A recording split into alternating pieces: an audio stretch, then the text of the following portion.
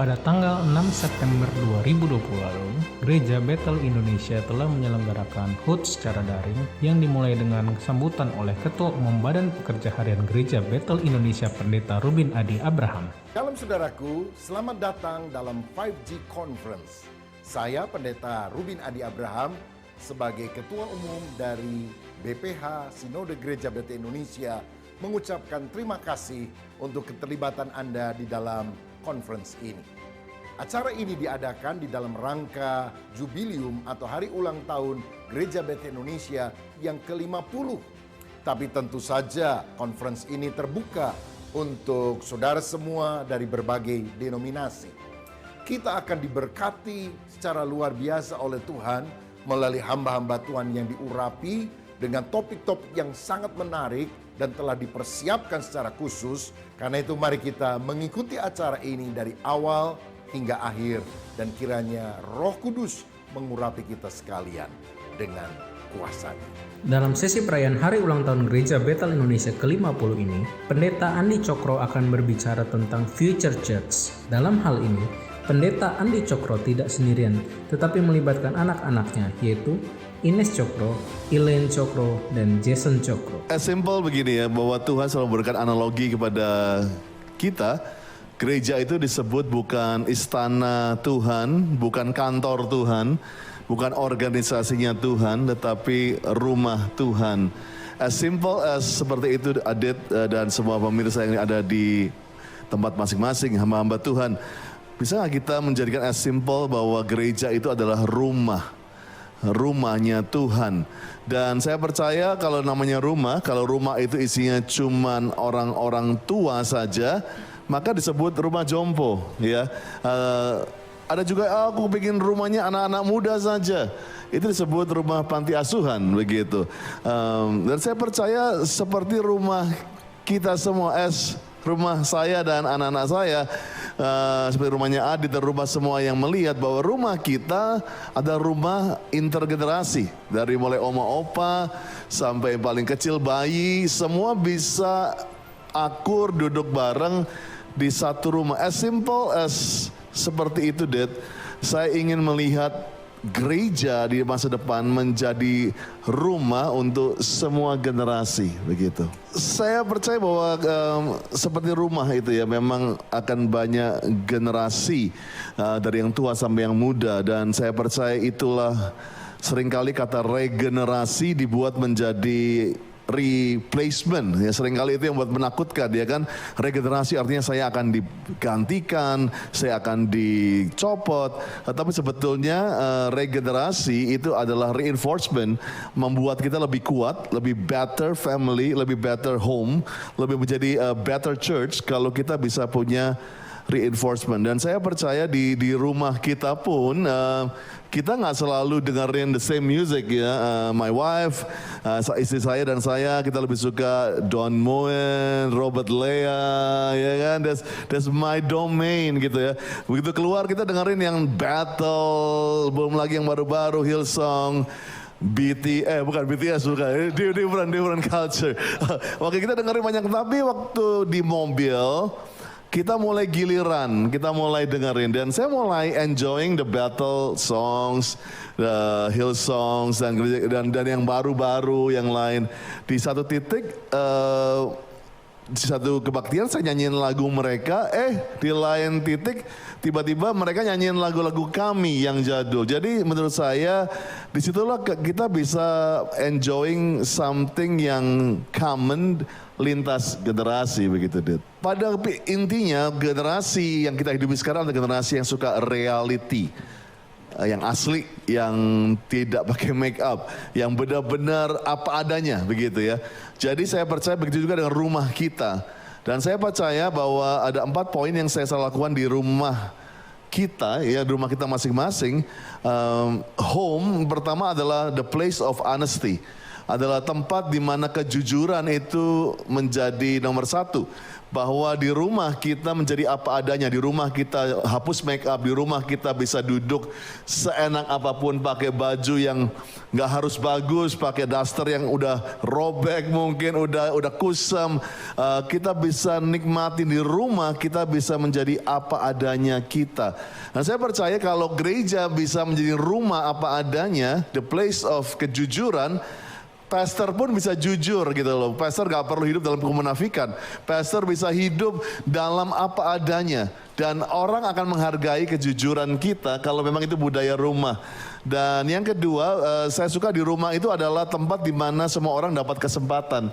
The opportunity, bahwa semua orang di rumah gak perlu demo dulu, gak perlu cari muka dulu untuk dapat kesempatan. Semua orang diberi kesempatan untuk cuci piring, cuci mobil, bahkan nanti ada kesempatan untuk nyetir mobilnya, untuk bisa menikmati, bahkan ada kewajiban dan hak, semuanya punya kesempatan. Itu rumah kita. Dan yang saya suka di rumah itu kesalahan bukan SP3. Di rumah kesalahan itu normal banget sih. Bukannya saya menghalalkan kesalahan buat mereka, walaupun saya banyak salah mendidik mereka. Saya pernah jatuhin anak saya pernah kasih makan salah ke anak saya waktu kecil, saya nggak mungkin overweight, salah treat baju mereka sehingga mereka kelihatan norak, atau buat kesalahan membuat kami seringkali tertawa dan belajar dari kesalahan. Rumah kita adalah lambang banyak kesalahan. Tapi justru kesalahan itu membuat kita menjadi lebih erat, lebih bisa menjadi lebih baik. Dan rumah yang terakhir, poin yang terakhir saya bilang adalah the final destination. Tujuan terakhir di mana kita seringkali setelah kerja, kita bilang let's go home. Jadi pulang ke rumah bukan kayaknya terpaksa, tapi satu tempat yang wow akhirnya gue bisa pulang. Jadi saya percaya gereja bisa gak menjadi tempat yang begitu orang datang tanpa beban, tapi senang untuk pulang. Tetapi yang terutama gereja harus mempersiapkan semua akan pulang ke rumah yang kekal, yaitu sorga. Bisakah kita mengingatkan kepada semua generasi bahwa selain kita mempersiapkan rumah gereja lokal yang baik, tetapi jangan lupa ujung-ujungnya prepare them to go home, ke rumah yang kekal. Bicara soal gereja menjadi rumah, Ines Cokro adalah anak dari Pastor Andi Cokro menyampaikan pendapat yang kritis, yakni gereja itu tidak hanya menjadi rumah tetapi menjadi ramah juga. Kalau aku sih ya, impian aku tuh pengen gereja yang rame, tapi bukan rame as in banyak orang ya. Tapi buat aku rame tuh as in ramah, orang-orangnya ramah, ngobrol satu sama lain, saling menyapa. Karena aku suka ngeliat gereja walaupun yang besar, banyak banget orang-orangnya, tapi di dalam tuh orang-orangnya kaku, gak pernah mau nyapa. Ditanyain nama WL diem doang. Sedangkan aku lihat banyak sekali gereja-gereja kecil yang begitu warm, gereja-gereja kecil yang kalau jawab tuh kayak yes, and kayak warm banget, sama pastornya kenal, semua kenal, sangat warm. Aku ingat aku kuliah dulu waktu di Amerika, aku ke satu gereja dan di gereja itu tuh benar-benar berisik banget. Berisik as in a good thing ya, kayak berisiknya tuh kayak sebelum ibadahnya mulai semua orang ngobrol, gak ada yang diem. Aku ingat banget aku sit there, aku sendirian, ada yang datengin, hey how are you, kamu dari mana? Dan aku tuh pengen banget ada gereja yang seramah itu, yang sebaik itu. Bagi Elaine Cokro, mengajak kepada semua orang untuk datang ke gereja dengan menghilangkan rasa tertuduh, rasa takut dari masa lalu. Lebih dari itu, Elaine Cokro meminta untuk melepaskan topeng. My ideal future church itu gereja menjadi tempat di mana orang-orang dari berbagai macam latar belakang dan orang-orang yang mungkin mempunyai masa lalu yang berbeda-beda, dan juga orang yang punya berbagai macam sifat dan kepribadian dan karakter. Semua orang bisa berkumpul di gereja dan bisa merasa nyaman, bisa merasa di rumah, dan bisa bersatu hati untuk memuji dan menyembah Tuhan. Aku rindu gereja menjadi tempat di mana orang-orang gak usah pasang topeng kalau ke gereja, gak usah takut dihakimi. Aku sendiri sih, aku orangnya pendiam ya. Aku kadang sulit banget untuk terbuka sama orang-orang. Mungkin berbeda sama Kak Ines dan Jason. Jadi kadang aku merasa ke gereja tuh masih harus kayak put on this mask, pakai topeng, dimana aku harus ramah dan aku harus kayak merasa tuh aku harus kayak perfect gitu di depan orang-orang. Tapi aku rindu aku bisa ke gereja, bisa merasa nyaman, bisa apa adanya, dan aku mau merasa kalau it's really okay to be me gitu. Sedangkan bagi Jason Cokro, gereja tidak harus berhenti menjadi rumah, menjadi ramah tetapi juga memberikan kesempatan, khususnya kepada anak-anak muda. Aku harapkan gereja 10 tahun ke depan tuh gereja yang memberikan opportunity, kesempatan buat anak-anak muda. Jadi aku melihat anak-anak muda yang melayani di panggung, di media, sebagai usher, bahkan menjadi pembicara juga bisa. Aku tuh paling muda ya dari mereka bertiga. Jadi aku sering melihat mereka, I look up to them gitu. Aku melihat kakakku yang bisa main musik, bisa media, kakakku juga Kailen bisa nyanyi juga, melayani. Aku dulu tapi sering kali aku jadi minder, aku merendahkan diri, jadi I feel like aku nggak tahu talentaku tuh apa gitu. Nah satu hari ketua aku datang, dia melihat aku dulu ingin melayani, tapi aku nggak tahu melayani apa. Nah dulu ketua aku datang dan dia kayak ada feeling dia lihat aku bisa main laptop gitu, bisa main laptop lah. Nah dia bilang, kamu mau nggak melayani di multimedia dulu? Aku bilang, oh boleh gitu, melayani multimedia. Dan di situ aku berbulan-bulan lah melayani multimedia, dan dia juga melihat since aku juga keluargaku suka bernyanyi, suka main musik, dan dia melihat kalau aku sambil multimedia aku suka menyembah juga, suka ikut nyanyi. Jadi dia ajak aku, mau nggak audisi sebagai singer? Bilang, oh boleh gitu. Aku sebenarnya aku takut juga, tapi ya emang pengen coba hal yang baru gitu.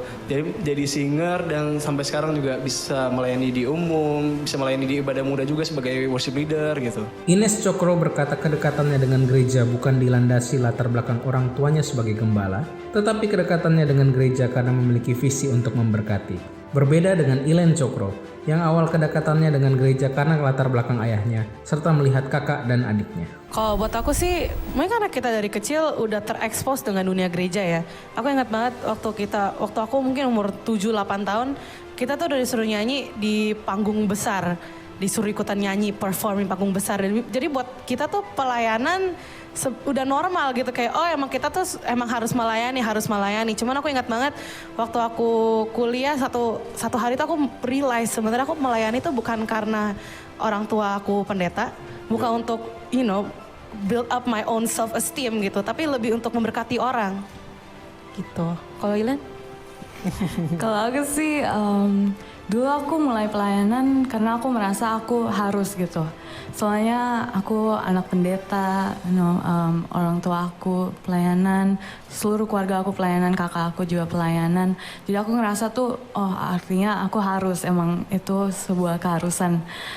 Tapi aku nggak ngerti banget sih apa artinya sebenarnya untuk melayani Tuhan. Sampai satu titik aku jatuh, aku mengalami masa-masa kelemahan, dan di situ aku benar-benar sadar kalau aku butuh banget Tuhan. Dan aku juga tahu banyak orang yang mengalami hal yang sama. Banyak orang pernah jatuh, tapi masih banyak yang belum mengenal Tuhan. Dan di situ aku dapat hati untuk melayani orang-orang yang seperti itu. Aku merasa kayak berbeda dengan mereka berdua. Aku mungkin pas kecil nggak di pressure gitu ya buat melayani, nggak kayak harus melayani gitu-gitu. Dulu aku tuh aku dulu nggak involve sama sekali di gereja, mungkin hanya ya ibadah karena emang disuruh ibadah juga. Tapi one day aku join komunitas bersama teman-teman, dan di komunitas itu aku diajarin tentang firman Tuhan, dan juga dikasih tahu tentang melayani. Dan akhirnya aku lihat teman-temanku melayani juga pertama di ibadah muda.